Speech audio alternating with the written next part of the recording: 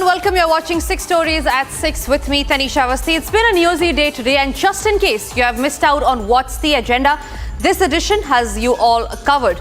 In Mhow, there is more video proof of how the violence was orchestrated and that it was a targeted attack.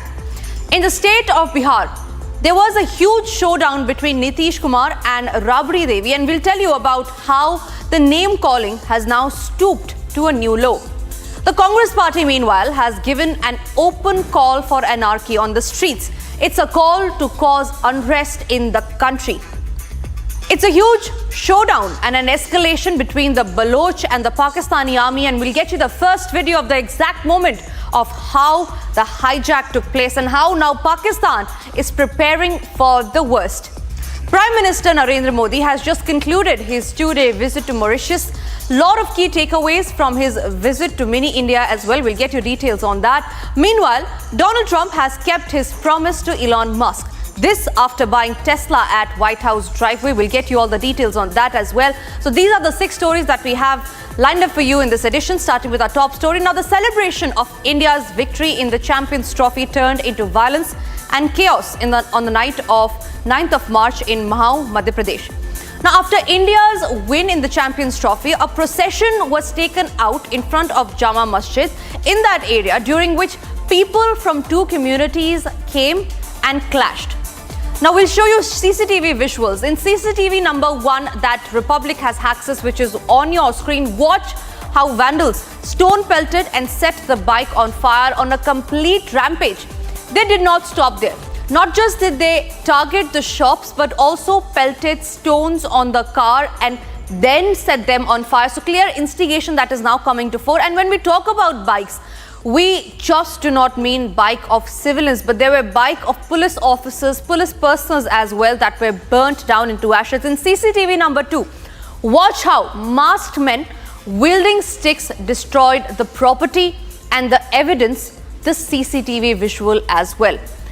The Clincher 2 videotapes bring out the true story of what actually happened on the 9th of March in Mhow in Madhya Pradesh. Sumit, my colleague, is joining me on the broadcast on that. Sumit, there are proof of how this was an orchestrated violence. The police personnel also, in fact, found a mixture of red chili powder that was there in a bucket. Now, the CCTV videos is just nailing the truth.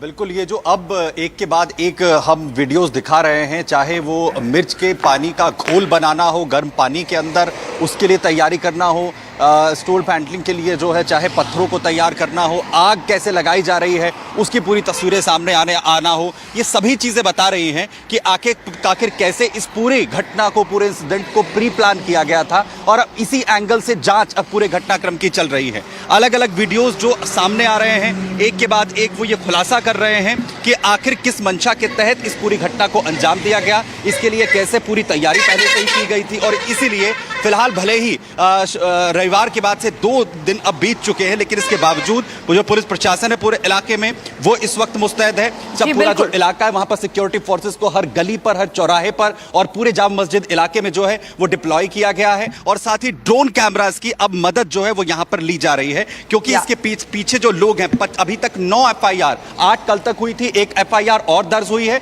जिसके बाद 9 FIR अब तक हो चुकी हैं। 2 लोगों पर अभी तक NSA अप्लाई किया गया है और साथ ही साथ 50 लोग जिन्हें नामजद किया गया है उन पर कार्रवाई लगातार चल रही है। बड़ी बात यह है कि इनके खिलाफ जहां पर नामजद कार्रवाई हो रही है आखिर, और साथ ही साथ अब यह सुनिश्चित किया जा रहा है कि होली का त्योहार क्योंकि अब पूरी तरह सर पर है, उस वक्त में किसी भी तरीके की जो घटना है महू के अंदर अंजाम असामाजिक तत्व ना दे सके, इस पर पूरी तरीके से फोकस करने की कोशिश इस वक्त यहां पर प्रशासन की तरफ से की जा रही है, जिसके लिए मैसिव कदम यहां पर उठाए जा रहे हैं। जी बिल्कुल सुमित, बहुत बहुत धन्यवाद आपका हमारे साथ सारी जानकारी शेयर करने के लिए। Moving on to the other stories from Madhya Pradesh to what's happening in the state of Bihar. Now in Bihar assembly, name calling has hit to a new low. The Bihar Legislative Council witnessed an unprecedented spat between Bihar Chief Minister Nitish Kumar and his predecessor Rabri Devi, who is now the leader of opposition in the assembly.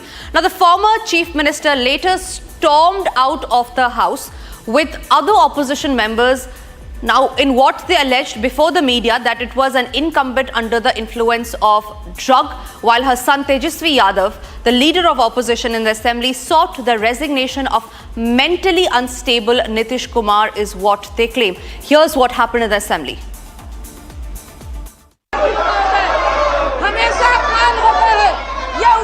अरे गलत बात है। बैठ जाइए। महिलाओं के लिए कोई काम हुआ था? कितना ज्यादा महिलाओं के लिए हम लोगों ने काम किया।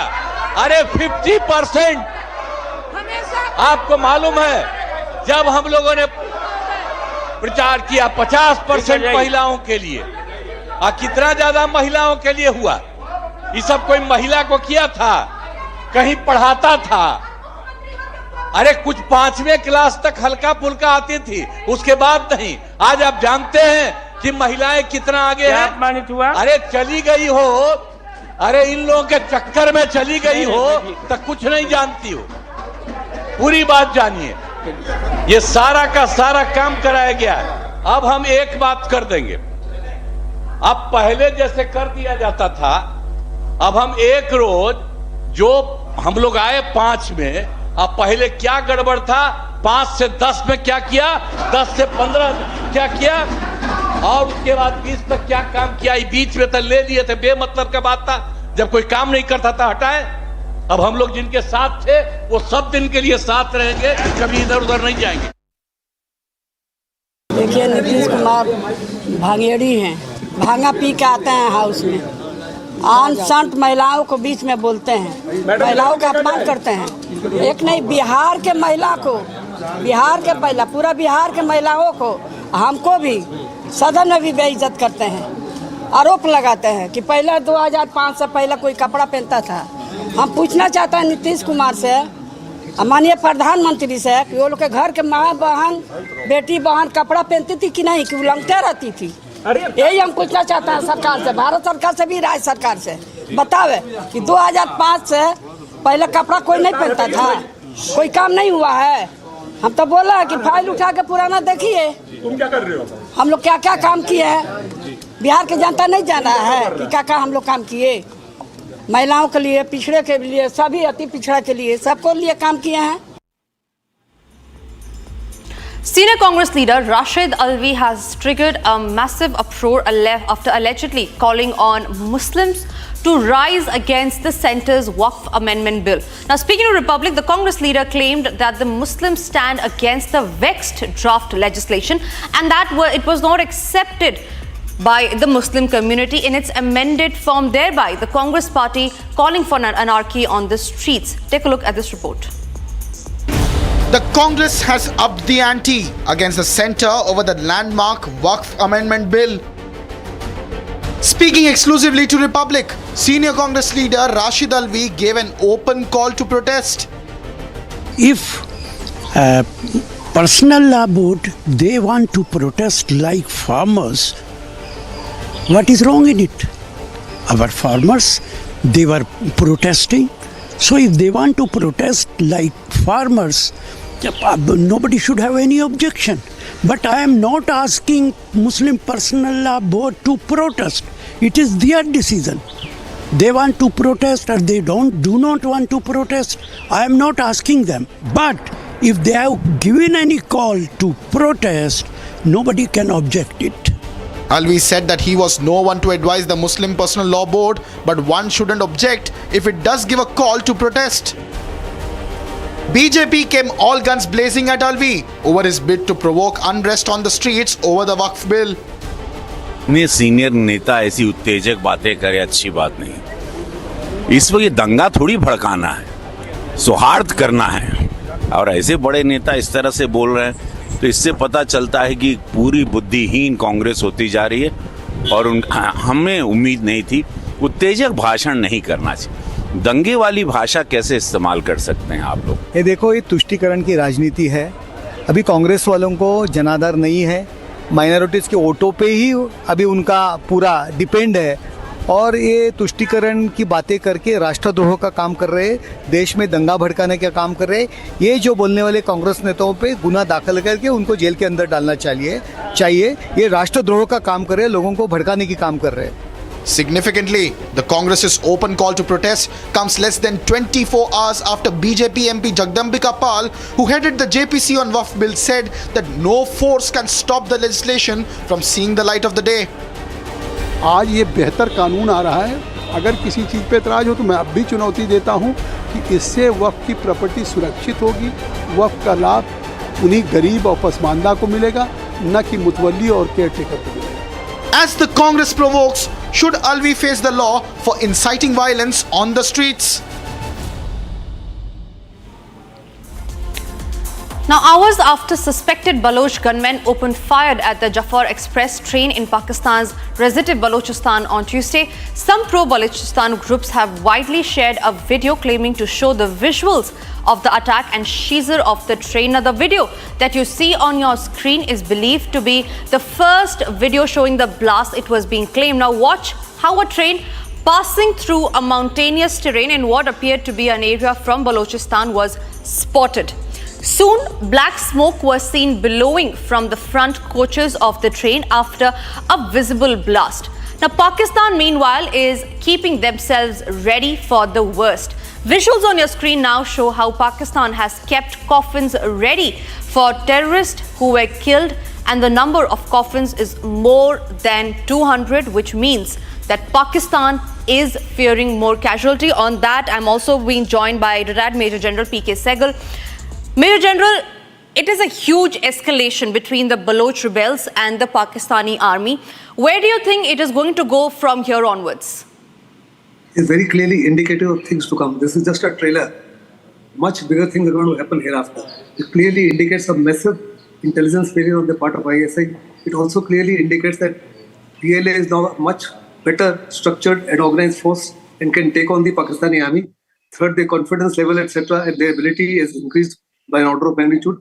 Fourthly, they will inflict a huge damage to Pakistan's image, Pakistan Army's image, and the ISI's image.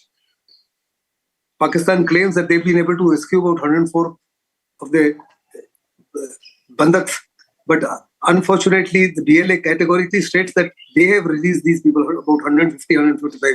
And those who've been released have categorically stated that they've not been rescued by the Pakistani army, but they've been left on their own by the BLA, who did not want to kill any of the civilians or torture any of the civilians, ladies, elderly, or the children, and they've released these.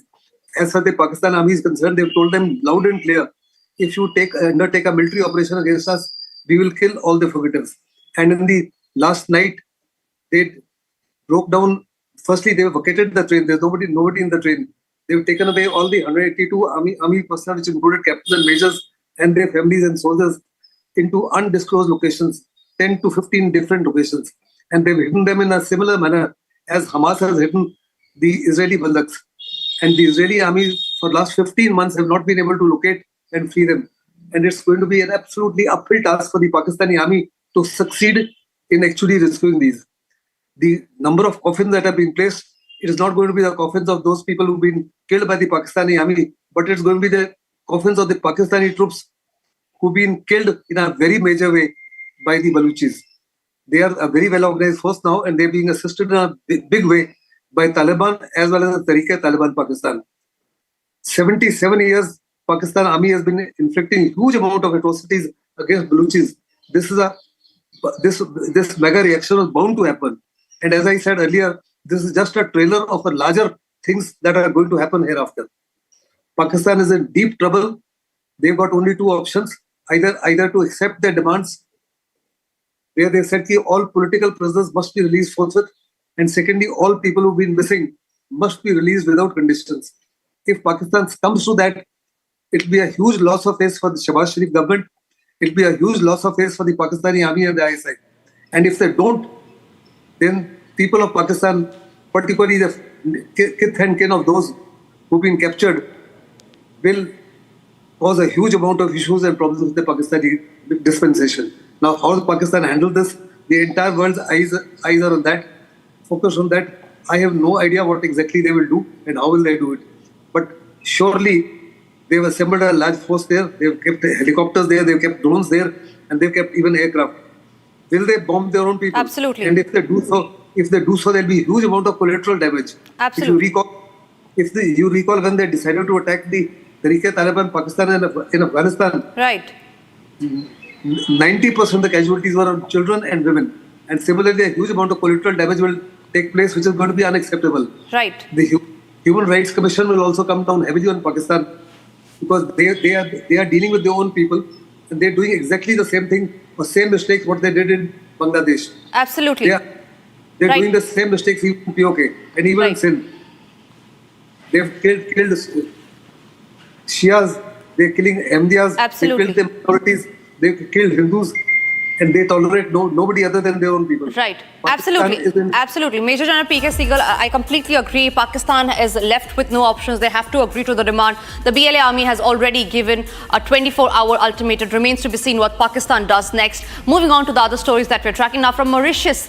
Prime Minister Narendra Modi unveiled a grand vision. Now, this was a key bilateral that was held today. Now, he made the remarks after witnessing the inking of several key agreements between India and Mauritius, along with his Mauritian counterpart in the capital city of the island nation. Here's all that you need to know.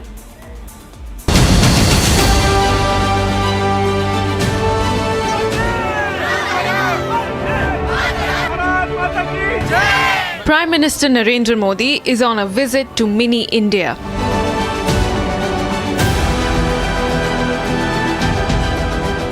Prime Minister Modi held bilateral talks and announced the enhancement of India-Mauritius relationship, stating that both the nations should elevate to their enhanced strategic partnership.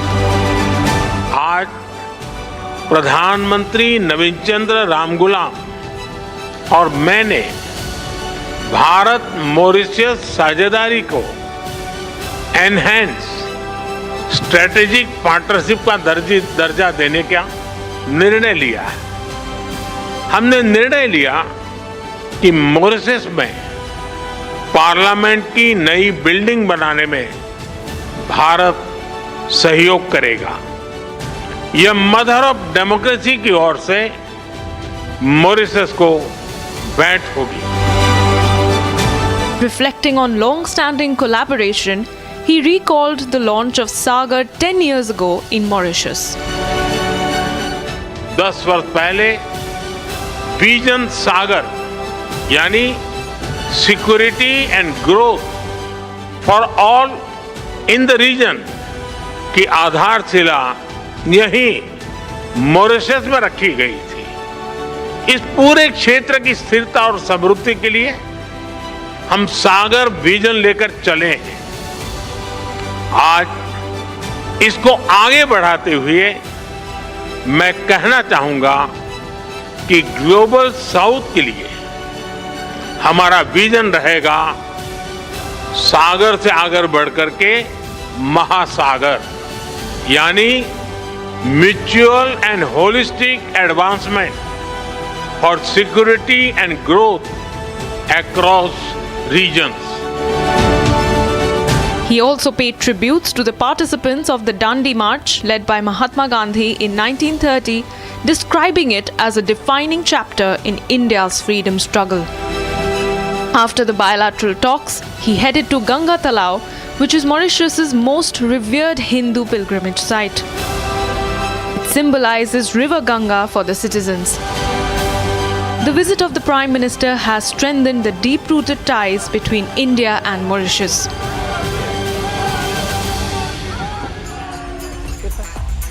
United States President Donald Trump has kept his promise to Elon Musk as he purchased a red Tesla Model S on the White House driveway, making a public show of support for the electric vehicle maker.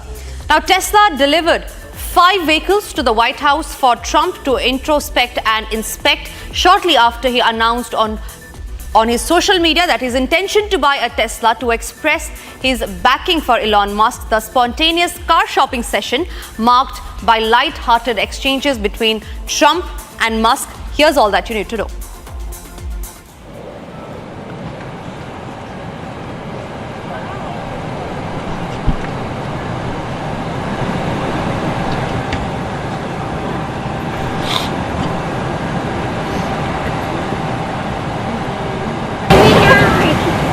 Good. Number 2. That's beautiful. Hello, President Trump. Are you looking to buy or lease today? Well, I'm going to buy, and I'm going to buy because, number one, it's a great product, as good as it gets, and number two, because this man has devoted his energy and his life to doing this, and I think he's been treated very unfairly by a very small group of people. And I just want people to know that you can't be penalized for being a patriot, and he's a great patriot. And he's also done an incredible job with Tesla, and I mean, nobody else has a car company started up in the last 30 years that's been successful. I don't think so. And not only successful, but super successful. And because he's able to find billions and billions and billions of dollars of fraud and waste and all of the things, I mean, our country's going to be very strong very soon because of a lot of the things that he's done and a lot of the things that I'm doing. And there's no better team, but there's no better for what we're doing. There's nobody like this, and he shouldn't be penalized. Now, here's the bad news. I'm not allowed to drive because I haven't driven a car in a long time, and I love to drive cars. But I'm going to have it at the White House, and I'm going to let my staff use it. I'm going to let people at the place use it, and they all are all excited about that. I'm not allowed to use it. Can you believe it? I'm saying beyond the cars, they're great. But we have to celebrate somebody that has the courage to do this. He could have said, I'm not doing anything. I'm not going to get involved. Let the country go to hell. He didn't want to do that. Now, let me get into this after I'll watch Secret Service go. And that's all that we could pack in this edition of 6 Stories at 6. Thank you for watching. Don't go anywhere. Coming up next is Live and Breaking with my colleague Rhythm Bhardwaj.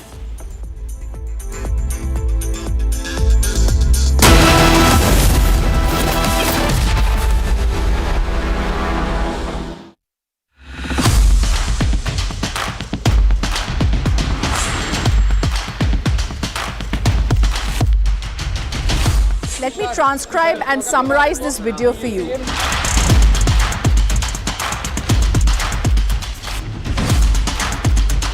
Hello and welcome to Republic TV. I'm Rhythm Bhardwaj.